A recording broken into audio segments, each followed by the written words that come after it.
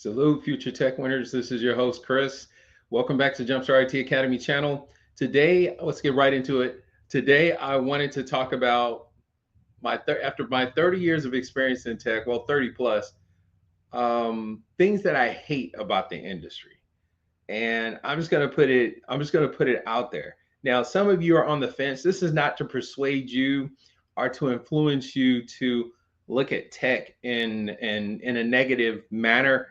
This is actually your ability to look at tech through my lenses and to be able to see it and be able to accept the reality of tech, because we like to discuss the positive, which is, the high salary, the ability to travel, the upward mobility, the social credibility and equity that you get going in and out of different circles.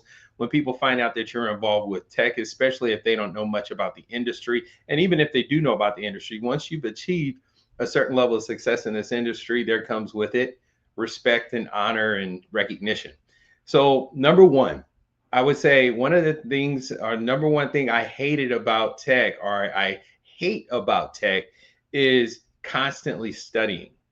Meaning, like for example, I was reading an article about the how AI is influencing the tech industry, and how in the tech industry a certification lasts for 2.5 years, and then the knowledge literally becomes outdated because of the pace of technology, where that means that with AI, that time frame is going to get shorter. So if it gets shorter, that means that this is even an even more frustrating point, which is constantly studying.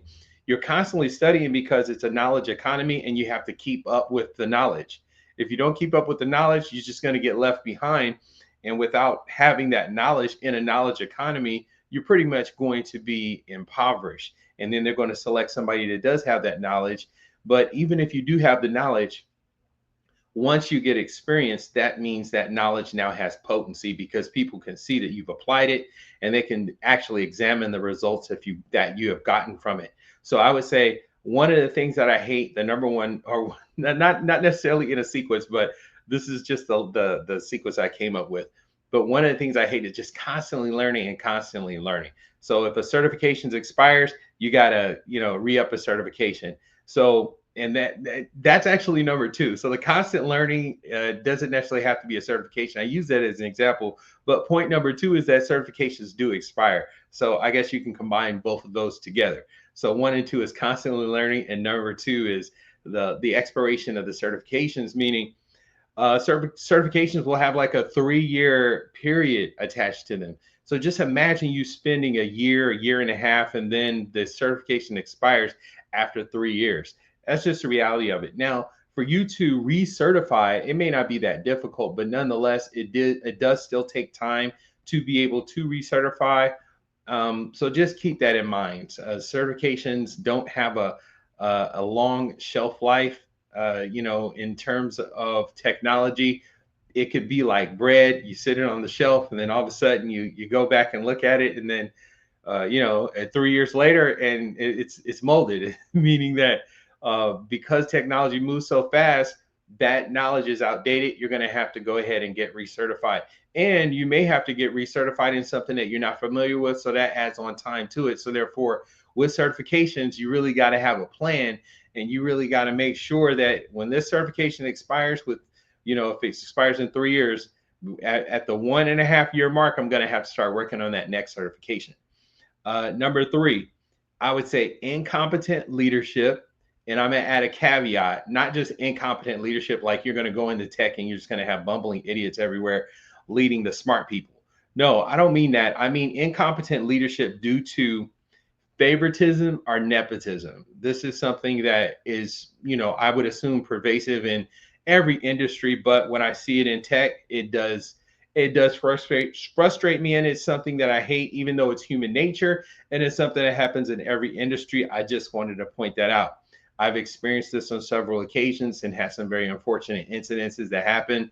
Um, and the only way for you to overcome that is just to continue to build up your skill set, continue learning, continue reading, right? Continue getting more certifications and continue down whatever path that you have for your career and making sure that you're still viable and that your skills add value to the industry so that if something does happen, some political situation where that somebody's going to choose their favorite person or somebody's going to choose their relatives in a particular company, then you can be valuable to the industry and you're not just valuable to that job and you can transition over to another opportunity.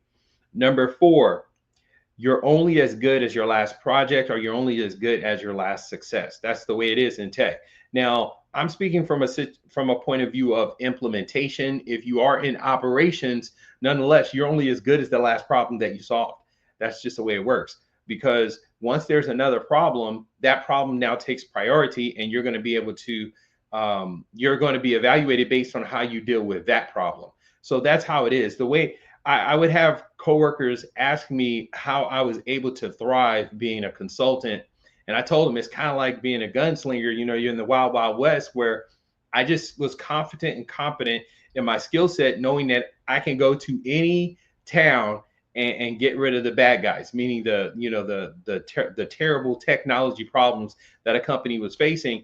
I was so confident and competent in my skill set that, when the tumbleweed went by and people are closing their curtains and everybody's afraid, I'm out there waiting for that tech problem to, show up, and then we'll take our 10 paces and then boom, I'm going to solve the problem.